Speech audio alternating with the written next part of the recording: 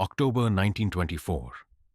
Deep in the ancient forests of northern Ontario, Canada, a logging crew ventures into woods the Algonquin people have avoided for generations. Sacred ground, forbidden territory. Within days, tools begin vanishing from locked storage. Something colossal moves between the ancient pines. Something that has starved through centuries of isolation. This is the true account from Foreman William MacTavish's journal. What happened to 8 lumberjacks who ignored the warnings? What hunted them through the endless snow? And what still waits in those frozen woods today? If you're ready for the truth, subscribe now because some stories refuse to stay buried. October 12th, 1924, Temagami District, Northern Ontario. The train from North Bay left me at the end of the line just after dawn. From there, a timber wagon brought me 32 kilometers into the forest. The white pines here grow so thick that noon looks like dusk. Ancient trees, some of them 500 years old, standing so close there, branches weave together overhead. The Ontario Timber Company bought this tract last spring. They say the wood is exceptional quality, straight grain, minimal rot. They say the profits will be substantial. They say many things. I am William MacTavish, foreman for the Ontario Timber Company. 24 years I have worked these northern forests.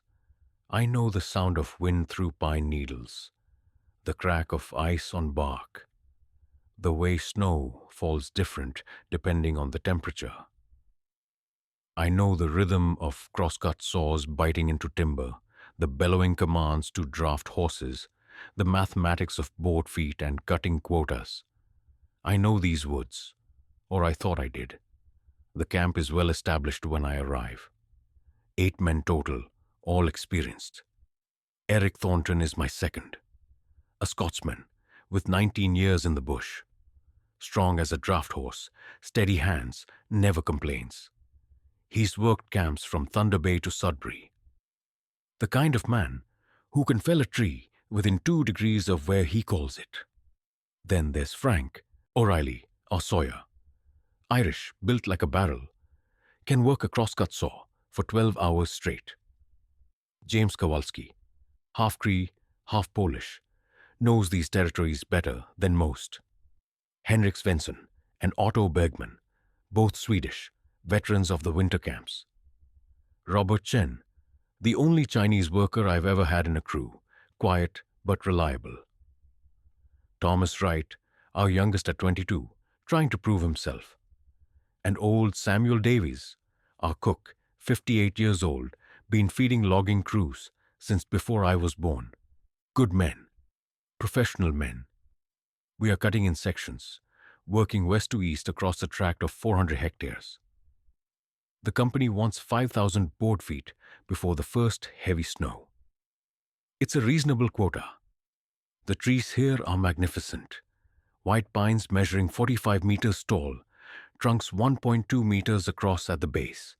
When we fell them, they hit the ground with a sound like artillery fire. The forest echoes for minutes afterward, as if the land itself is mourning. The camp consists of 5 structures. The main, bunkhouse 12 meters by 8 meters, built from the first trees we cut. Double-decker bunks line both walls, a pot-bellied stove in the center. The cookhouse stands separate, 8 meters square, Samuel's domain. The tool shed, locked at night with a heavy padlock. The stable for our 2 draft horses, Brutus and Caesar, and the supply shed, where we keep provisions sent up from North Bay every 2 weeks. My wife, Margaret, asked me to write every week. I promised her I would. Our daughter Sarah turned 6 last month. I told her I'd be home before Christmas with money for a new coat and proper school boots. That's 71 days from now. The work is hard, the days long, but the pay is fair. Standard wages for bush work. $2.50 per day for common labor, $3.50 for sawyers, $5 for the foreman. We're ahead of schedule already. In 4 days, we've felled 38 trees, producing roughly 800 board feet of prime timber. At this rate, we'll hit quota with 3 weeks to spare. I thought this would be like the other camps. The same work, the same sounds, the same rhythm of labor and rest. Crosscut saws singing through virgin pine, axes ringing against hardwood, the steady creak and groan of trees ready to fall. I was wrong about what lives between these trees. October 14th, 1924, Temagami Camp. The Algonquin guide who brought our first supply wagon refused to stay. I need to record this because it bothered me then, and it bothers me now, 3 days later. His name was Joseph White Duck, an older man, perhaps 60, who'd been guiding timber crews for the Ontario Company for a decade. He knew these forests better than anyone. When he arrived with the wagon, he spent exactly 40 minutes in camp. He helped us unload flour, salt pork, beans, and lamp oil. The entire time, he kept looking at the tree line. Not casually, deliberately, as if watching for something specific. Eric asked him if everything was all right. Joseph didn't answer at first. He finished unloading a sack of cornmeal, set it carefully on the ground, then turned to face Eric directly. "How much is the company paying you to work this section?" Joseph asked. Eric told him. "Standard wages." Joseph shook his head slowly. "Not enough. Not nearly enough for this place." "Why?" I asked, walking over. "What's wrong with this section?" He looked at me for a long moment. His eyes were dark, unreadable. "My grandfather told me stories about these woods." His grandfather told him. Stories going back 200 years, maybe more. The old people, they had a name for this place. "What name?" "Wīhtikow's hunting ground." I'd heard the word before. Wendigo, the cannibal spirit from Algonquin mythology. Every northern logger has heard the stories. Tall tales to scare greenhorns around the campfire. "Superstition," I said, trying to be respectful but firm. "We appreciate the concern, Joseph, but we have a job to do." He nodded slowly, as if he'd expected that response. "Yes, you have a job. But this land, it has memory. It remembers what was taken from it. It remembers what hungers here." "What hungers here?" Eric repeated. Joseph walked to his wagon without answering. Before climbing up, he turned back one final time. "If things begin disappearing, if you hear sounds that shouldn't be there, if the cold becomes wrong, not natural, leave. Don't wait. Don't try to understand. Just leave." Then he snapped the reins, and the wagon rolled away, back toward the railhead 32 kilometers south. I watched until the trees swallowed him. Eric stood beside me. "Odd fellow." "He's from another time," I said. "The old ways, old beliefs. Can't blame him for that." But that night, I wrote Joseph's warning in my log. I didn't know why at the time. Professional habit, perhaps, documenting unusual events. I'm glad I did. I want there to be a record of this. I want someone to know that we were warned. We were warned, and we stayed anyway. October 16th, 1924, Temagami Camp. The first tool went missing last night. Samuel discovered it at dawn when he went to start the breakfast fire. His heavy iron skillet, the one he's used for 30 years in logging camps across Ontario, was gone from the cookhouse. He'd left it on the stove after supper, like always. When he returned at 5 in the morning, it was gone. I helped him search. The cookhouse is small, only one room. Nowhere to hide something as large as a cast iron skillet, measuring 35 centimeters across. We checked under the prep table, inside the provision crates, even the ash box beneath the stove. Nothing. Maybe one of the boys is playing a joke, I suggested. Samuel looked at me with the expression of a man who'd seen too much to believe in simple explanations. In 30 years, Mr. MacTavish, I've never had a man steal from my cookhouse. Not once. These boys respect the cook. They know better. He was right. The cook is sacred in a logging camp. You can joke with him, you can complain about the food, but you never, ever steal from his kitchen. It's an unwritten law that even the roughest men honor. I called a camp meeting after breakfast. All 8 men present, standing in the cold morning air, breath steaming. Samuel's skillet is missing, I announced. If this is someone's idea of a joke, return it now. No questions, no consequences. But if it's not returned by tonight, I'll start docking pay. The men looked at each other. Frank spoke first. Wasn't me, boss. I got no use for a skillet. Hendrik shook his head. Not me. One by one, they all denied it. I believed them. These were honest men, most of them with families waiting back home. They wouldn't risk their pay over a stupid prank. Then it's lost somewhere, I said, though I didn't believe it myself.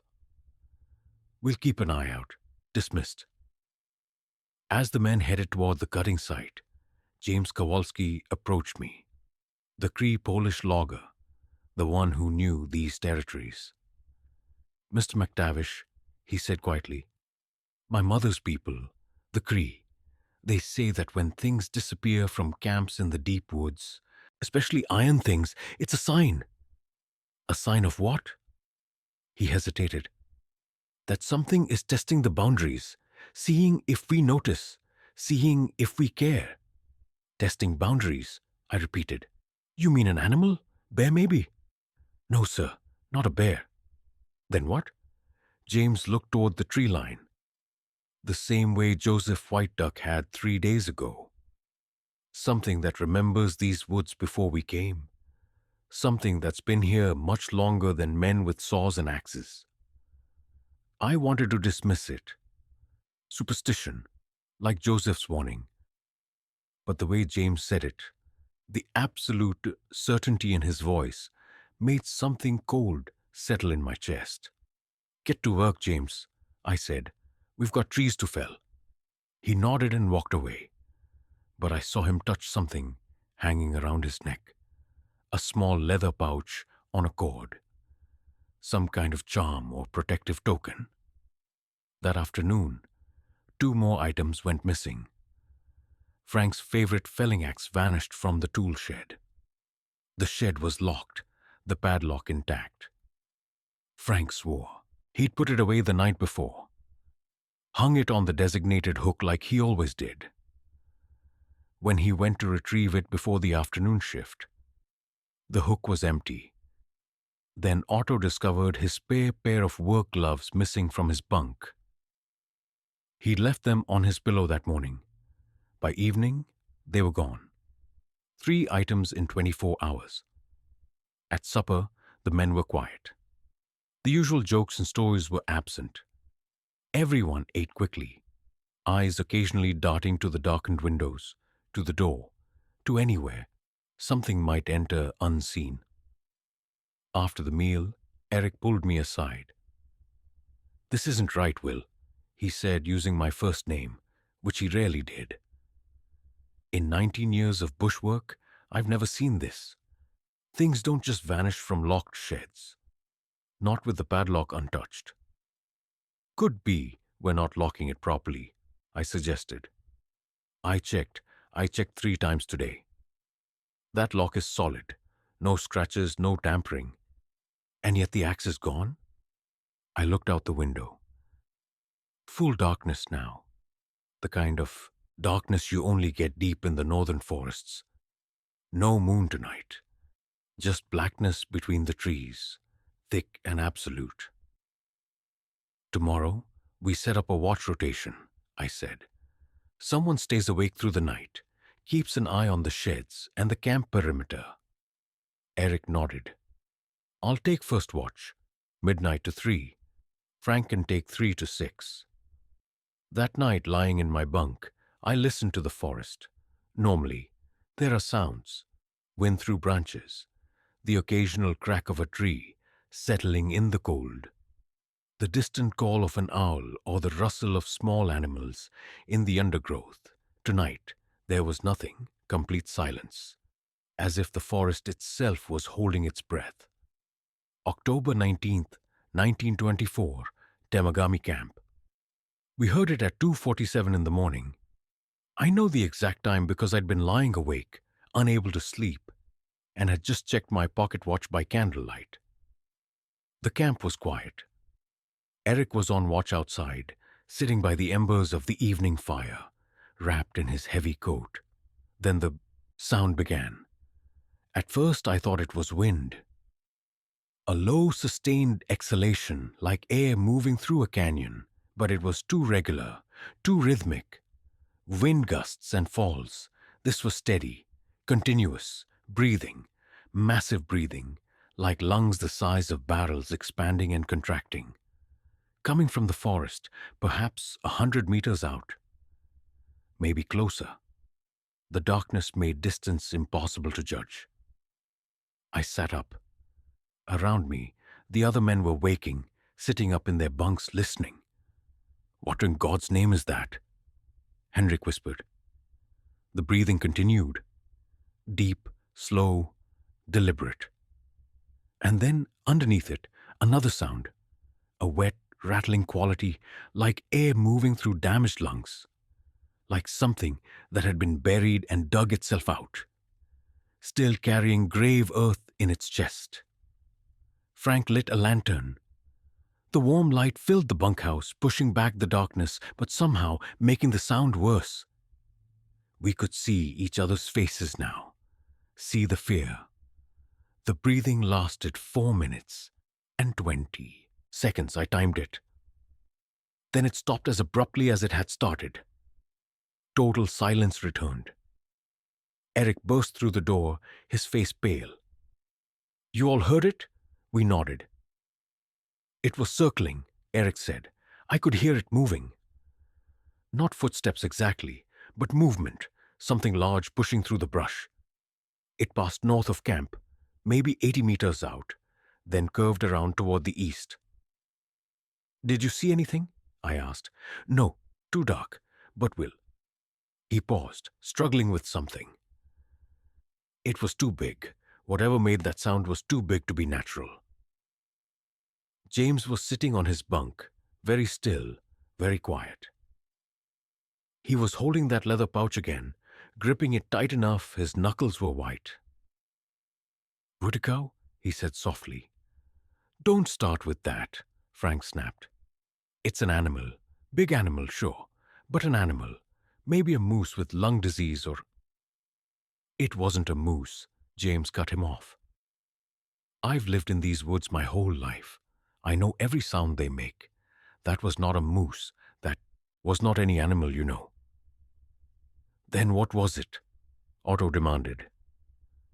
James looked at him with eyes that held too much certainty. "It's what the old people warned about. It's what my grandmother told me to fear more than wolves, more than bears, more than winter itself. It's hunger that walks. It's emptiness given form." "That's insane," Thomas said, his voice shaking. The youngest of us, trying to sound brave. "Is it?" James stood up. 3 days ago, things started disappearing. Yesterday we found tracks." "What tracks?" I said sharply. "No one reported tracks." "Because I didn't want to scare anyone."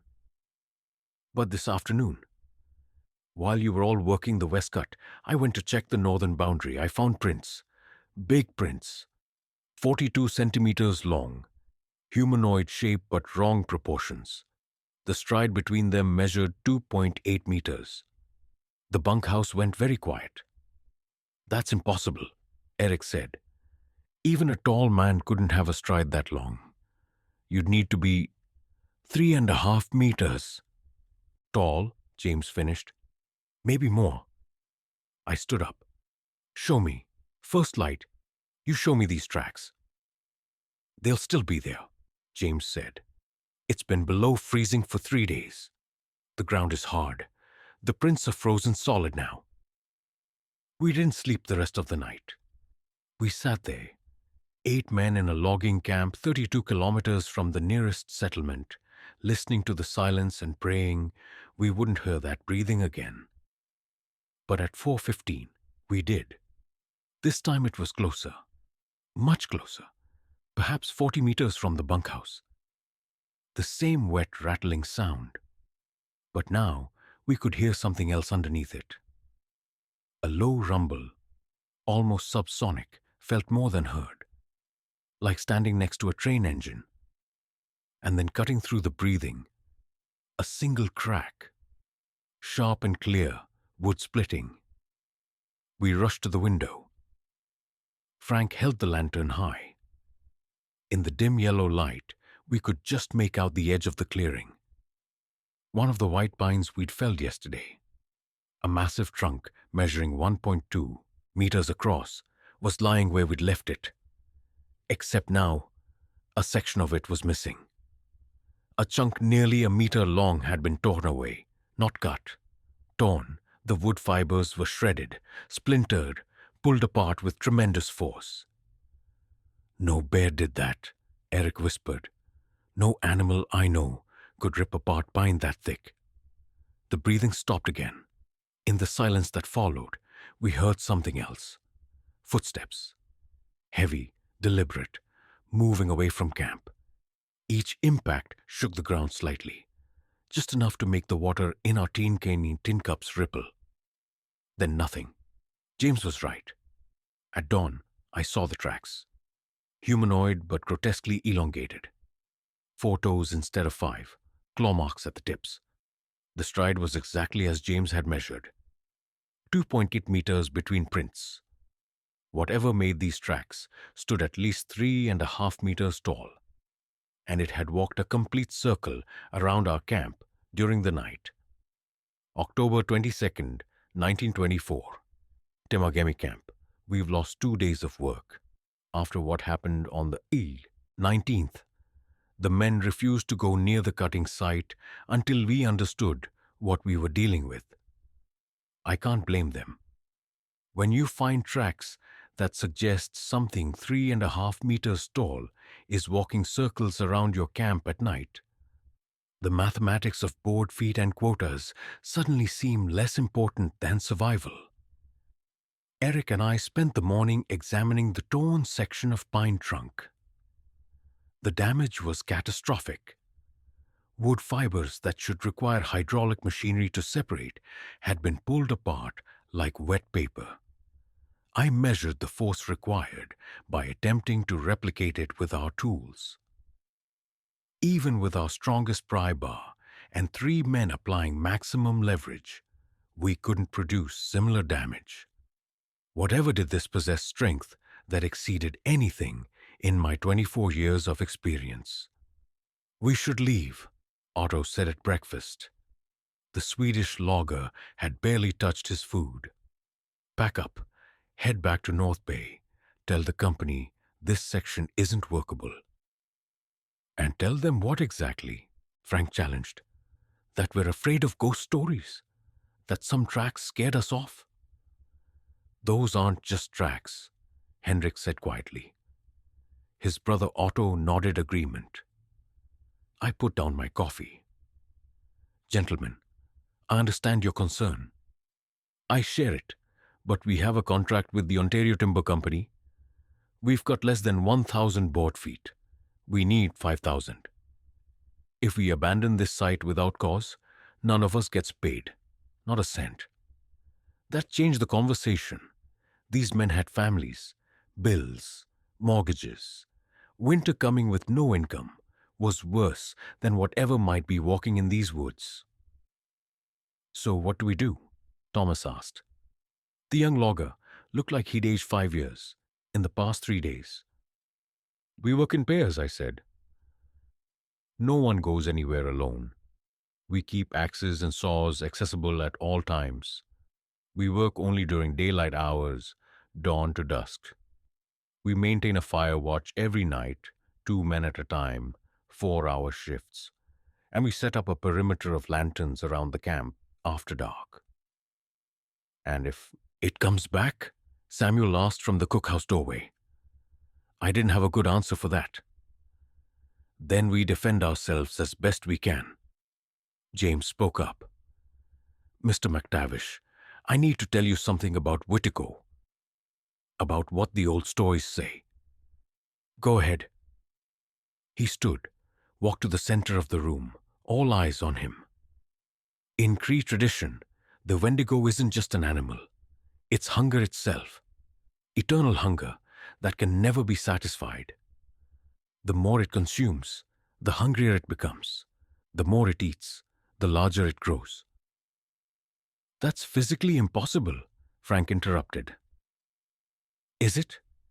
James gestured to the window, toward the damaged pine trunk visible in the morning light. Is any of this possible? Those tracks, that breathing, the strength to tear apart solid pine. We're already beyond what should be possible. What are you saying? Eric asked. I'm saying that if this is truly Wīhtikow, if the old stories are true, then it won't stop. It can't stop. It will watch us, test us, and eventually, when we're weak enough, when we're afraid enough, it will take us, one by one. The bunkhouse went silent. Outside, a raven called. The sound was jarring in the stillness. Well, that's a cheerful thought, Frank muttered, but his voice lacked its usual confidence. We returned to work that afternoon. Slowly, cautiously, in pairs as I'd ordered, the saws sang through timber. Axes bit into bark, and for a few hours it almost felt normal again. Almost, but every man kept glancing toward the tree line, watching for movement, listening for that wet, rattling breathing. The forest remained silent. No birds, no squirrels, no wind. Just our tools and our voices and the crash of falling trees. By evening, we'd felled 3 pines. Not enough to meet quota, but progress. Small victories. That night, the breathing returned at 11:43 p.m. Eric and Frank were on watch. I was lying awake when I heard them shout. We all scrambled outside, grabbing axes and lanterns. There, Eric pointed, into the darkness beyond our perimeter lights. I saw it, just for a second when the moon broke through the clouds.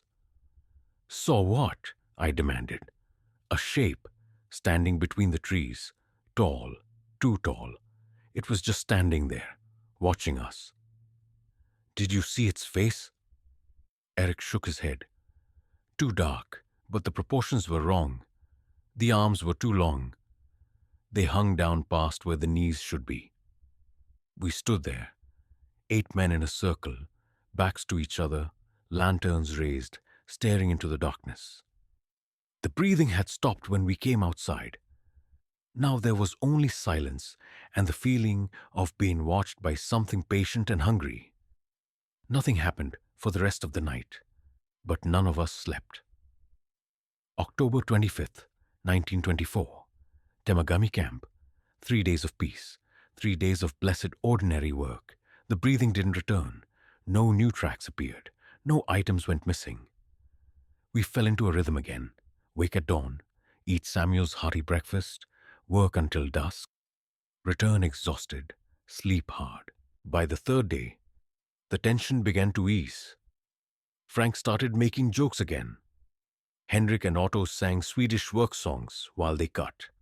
Even Thomas seemed more relaxed. Maybe it moved on, Eric said to me on the 25th, as we inspected our progress. We'd felled 47 trees in 3 days. Nearly 1,000 board feet of prime timber, ready for the spring drive when the ice melted. Maybe, I agreed, though something felt wrong about the silence. It was too complete, too perfect. That evening, as the sun set and painted the snow-covered pines orange and gold, the men were almost cheerful. Samuel prepared a special meal.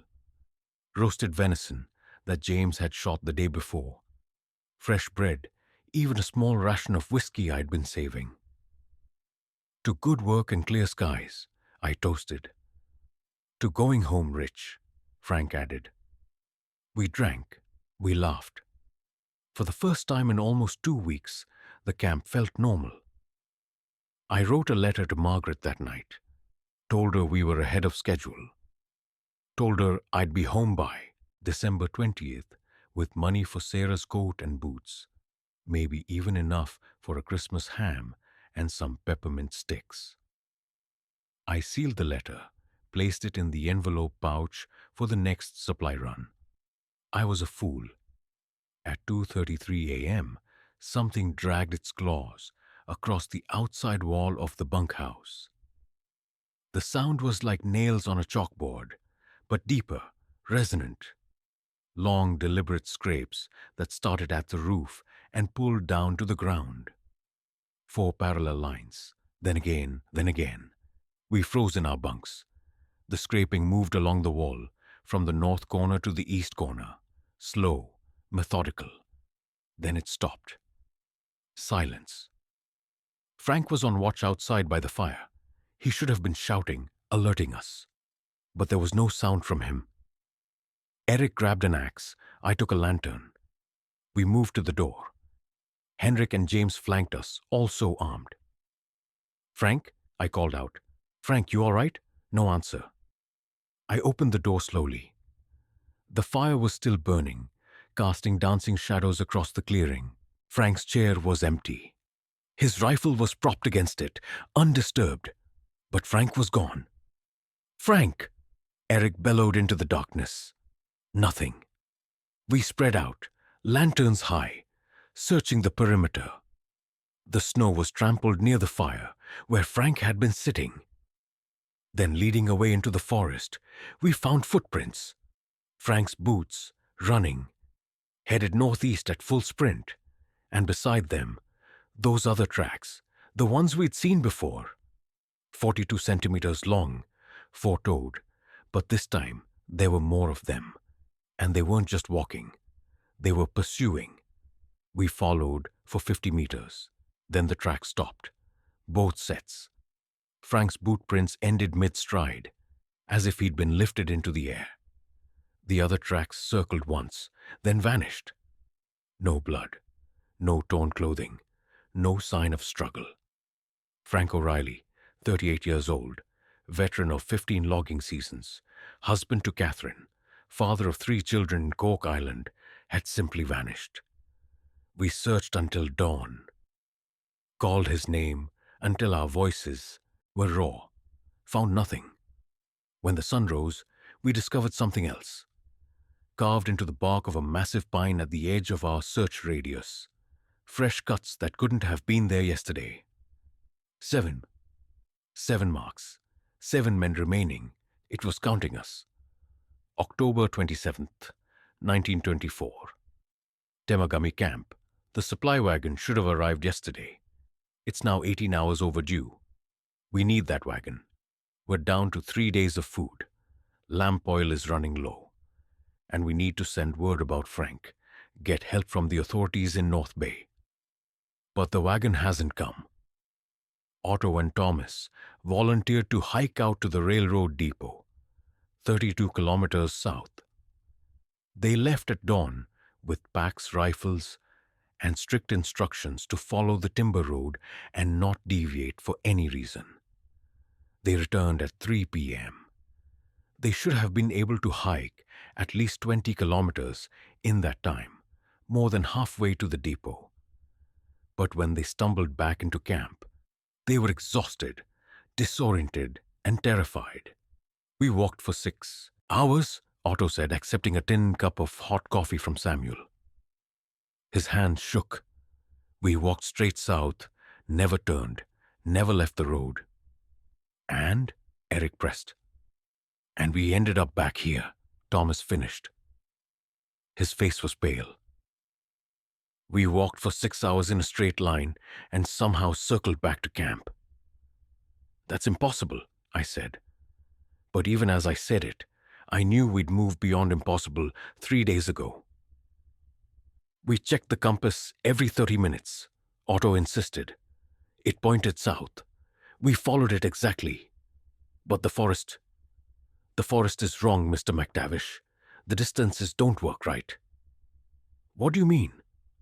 Thomas pulled out his compass and set it on the table. We watched as the needle spun slowly, lazily, never quite settling on north. It rotated in a complete circle over the course of about 2 minutes, then reversed direction. It started doing that about an hour into the hike, Thomas said. All 3 compasses we brought, all of them broken the same way. James leaned forward, studying the spinning needle. Not broken, confused. There's something here that disrupts natural orientation. The Cree elders speak of places where the land itself rejects passage, where the boundaries between the world we know and the world of spirits becomes thin. So we're trapped, Henrik said flatly. We're not trapped, I said firmly, though I wasn't sure I believed it. Tomorrow, we'll try a different approach. We'll mark our path, leave signs every 100 meters. I was interrupted by a sound from outside, a wet, heavy impact. We rushed to the window. There, in the center of the clearing, was Frank's body, or what remained of it. He'd been dead for at least 36 hours. The cold had frozen him solid. But what had been done to him before death was worse than any death I'd ever witnessed. His torso had been opened, ribs spread wide like the pages of a book. Everything inside was gone. Heart, lungs, stomach, liver. All of it removed with surgical precision. But his face was intact, and his eyes were open. And carved into his forehead with something sharp was a single word in rough letters. Wīhtikow. We buried Frank that afternoon. Or tried to. The ground was frozen solid. We managed to dig down only 40 centimeters before hitting permafrost that our shovels couldn't penetrate. In the end, we wrapped him in canvas, placed him in the shallow grave, and covered him with stones to keep scavengers away. Samuel spoke a prayer. We stood with heads bowed. The sun was already setting, shadows growing long between the pines.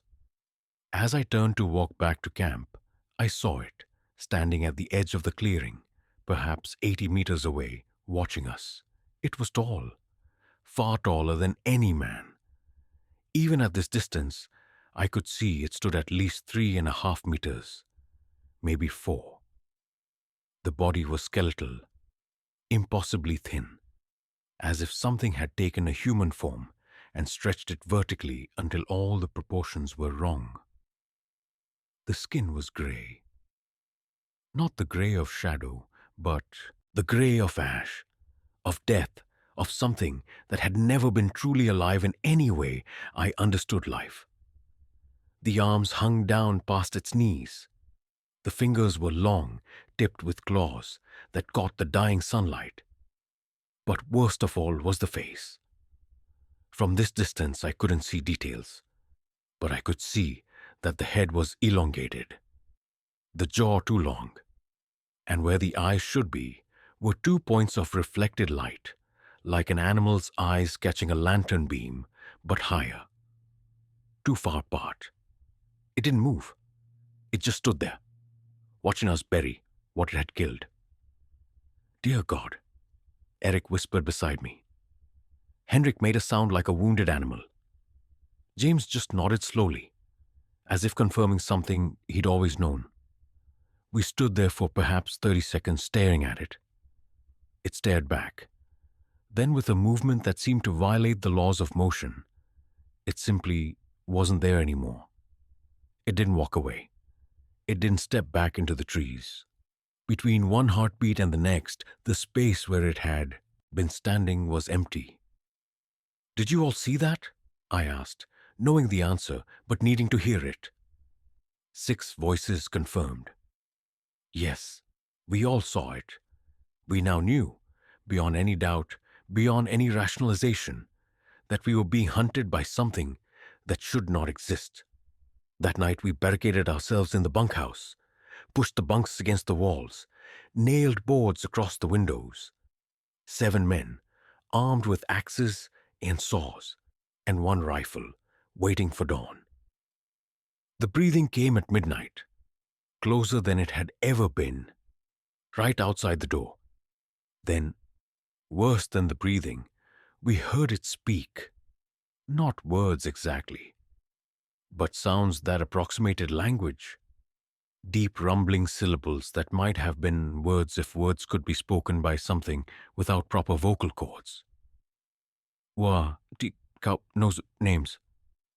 It spoke for 5 minutes, over and over. The same phrase. Wīhtikow knows names. Wīhtikow knows names. And then it began listing them. Liam, Ik, Henrik, Jam, S, Tom, as Sam, L. Our names, all of our names. It had been listening to us, learning us, studying us like prey. When it finished the list, the breathing stopped. The voice stopped.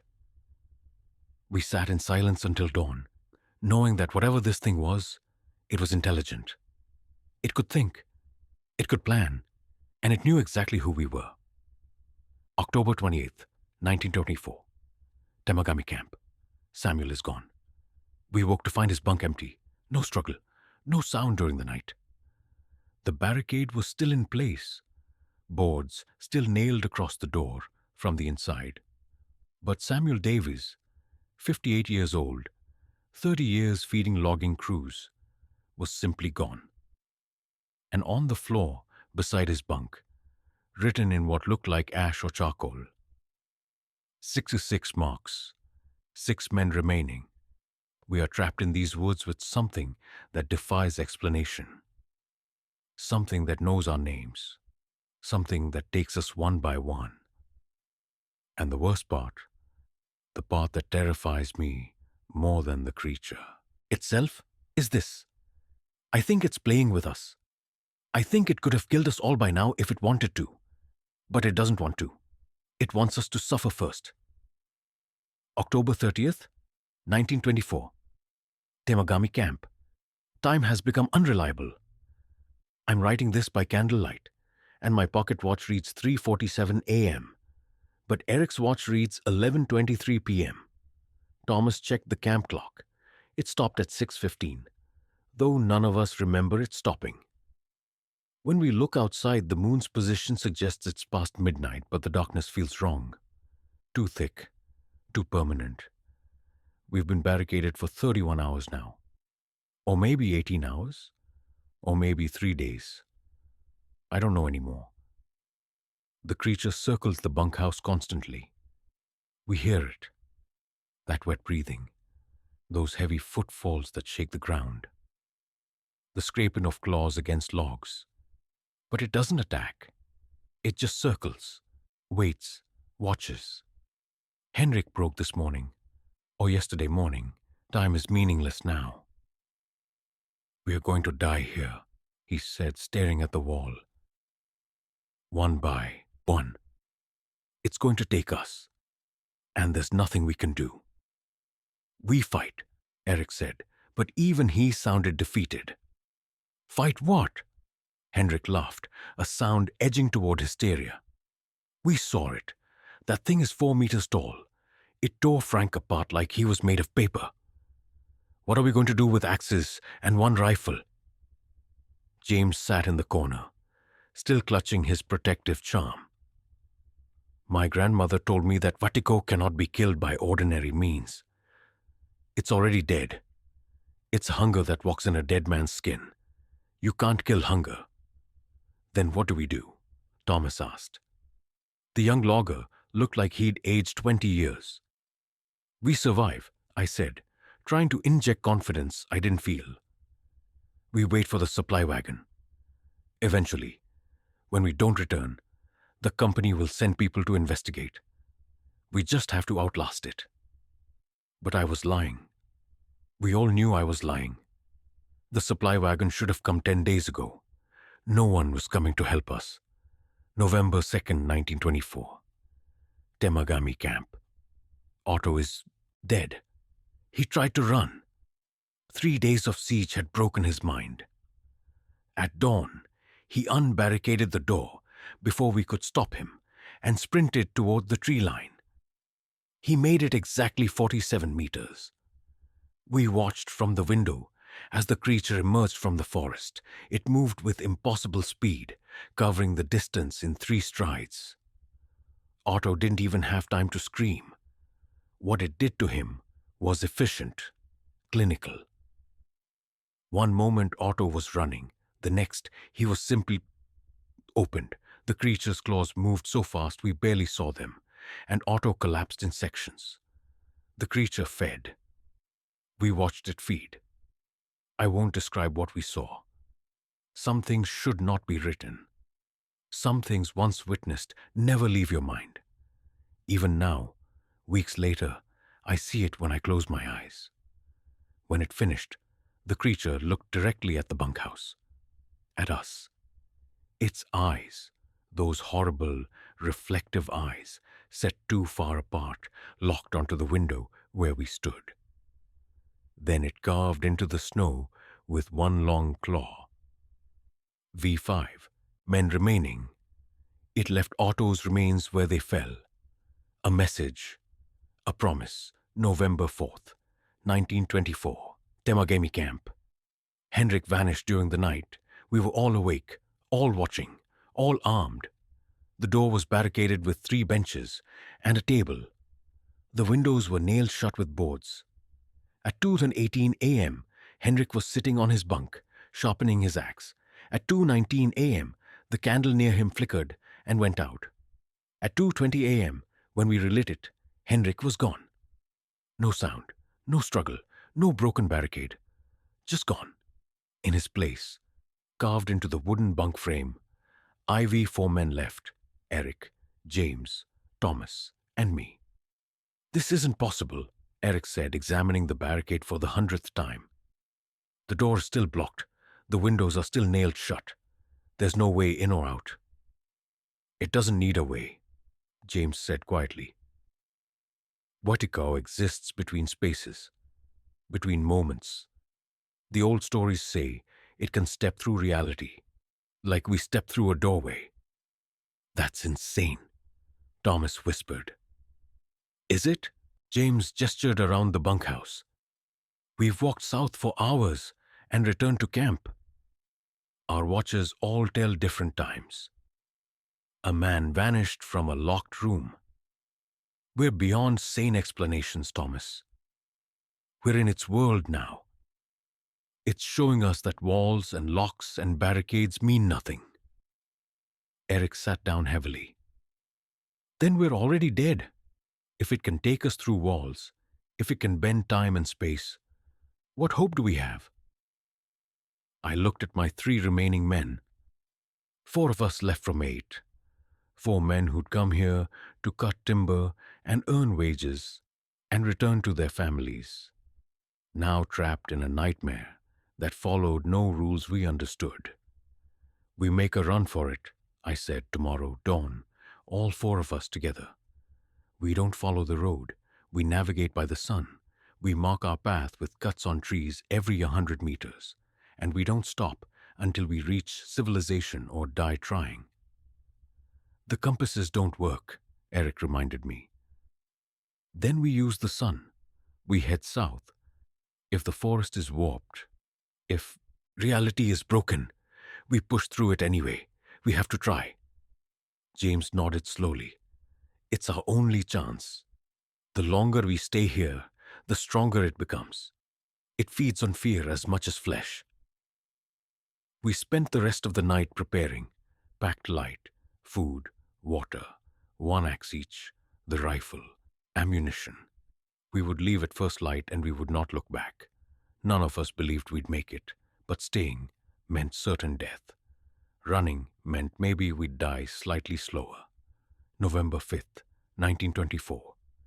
Temagami camp. Escape attempt. We left at dawn. The creature was nowhere to be seen, but we knew it was watching. The plan was simple. Head south, move fast, mark our path, don't stop. For the first hour, it worked. We covered good ground, maybe 4 kilometers. Thomas marked trees every 100 meters with an axe blaze, 3 cuts forming an arrow pointing back toward camp. The sun was clear.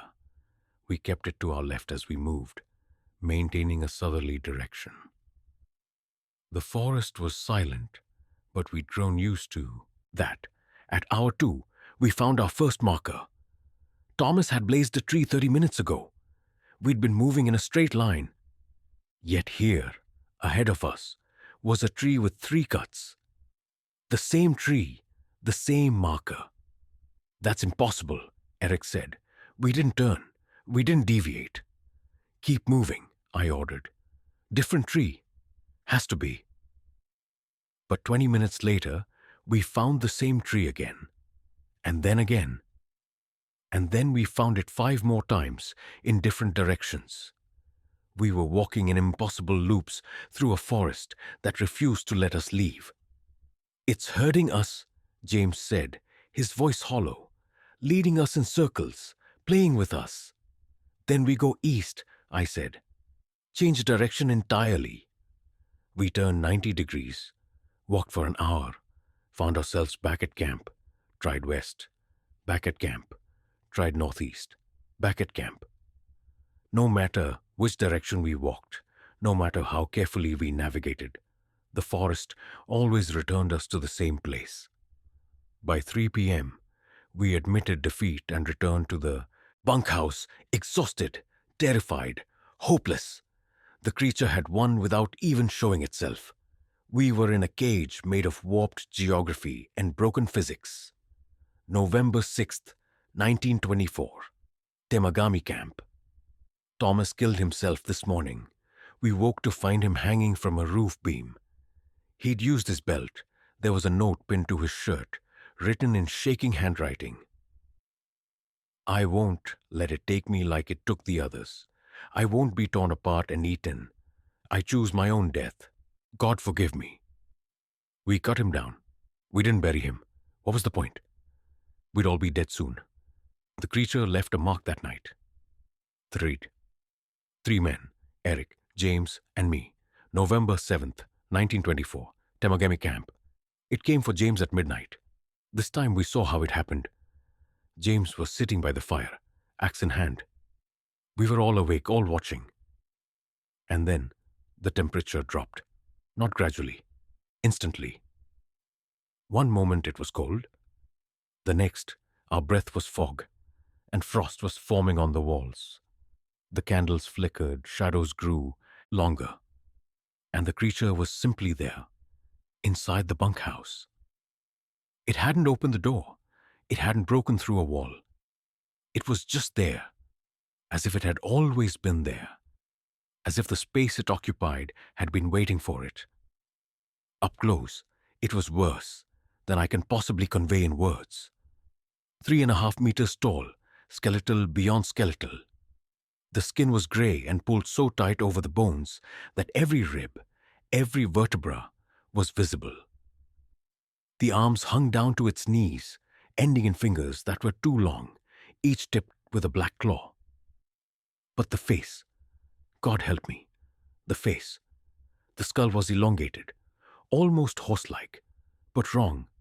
The jaw was too large, hanging open to reveal teeth that were human, but filed to points. The lips were gone, torn or eaten away, exposing the gums and more of those terrible teeth. The eyes were sunken deep into the skull, but they glowed with a faint, sickly light, too far apart, positioned where temples should be. And it smiled at us. It smiled. James stood, frozen. The creature reached out one long arm and touched his shoulder, almost gently. Wīhtikow. Hungers, it said in that wet, broken voice. Then it took him. I don't mean it killed him there. I mean it took him. James and the creature both simply ceased to be in the bunkhouse. Between one heartbeat and the next, they were gone. We heard James scream. Outside, far away, then closer, then far again, as if he was being carried through impossible distances at impossible speeds. The screaming lasted 7 minutes, then silence. Eric and I sat in the bunkhouse, 2 men left from 8, knowing we were next. November 8th, 1924. Temagami Camp.